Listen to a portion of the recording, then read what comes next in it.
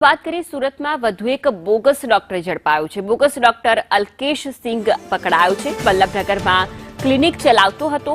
કાપોદ્રા પોલીસે બોગસ ડોક્ટરને ઝડપી પાડ્યો છે।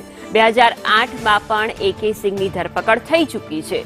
ક્લિનિક પર લઈ જઈ ડોક્ટરનો વરઘોડો પણ કાઢવામાં આવ્યો। સુરત જિલ્લા આરોગ્ય વિભાગ ઊંઘતું ઝડપાયું હોય તે પ્રકારે બોગસ ડોક્ટર ઘણા સમયથી ક્લિનિક ચલાવતો હતો। કાપોદ્રા પોલીસે બોગસ ડોક્ટરની ધરપકડ કરી છે।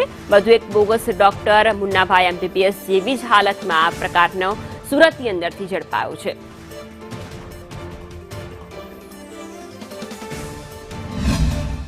सिंपल से बीमारी में चलता था ट्रीटमेंट साधारण सा बिना डिग्री चला रहे थे।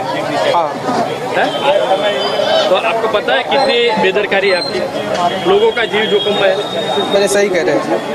किसके पास डिग्री ली थी आपने? वो तो मैं उत्तर प्रदेश लखनऊ से लाया। प्रोसेस भाई ये पकड़ा गया? नहीं कितने में ली थी आपने?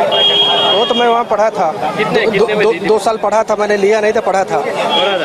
પોલીસ ડિપાર્ટમેન્ટમાંથી અરજી આવી હતી કે આ ડૉક્ટર બોગસ છે તો એની ડિગ્રી ચેક કરવાની છે। એની સાથે સંયુક્ત ટીમ સાથે અમે આવેલા છે। તો કેટલા ટાઈમથી પ્રેક્ટિસ કરતો હતો અને શું માહિતી મળી છે? એ હજી તપાસ ચાલુ છે। અને ભાઈ ડિગ્રી છે તે બોગસ છે?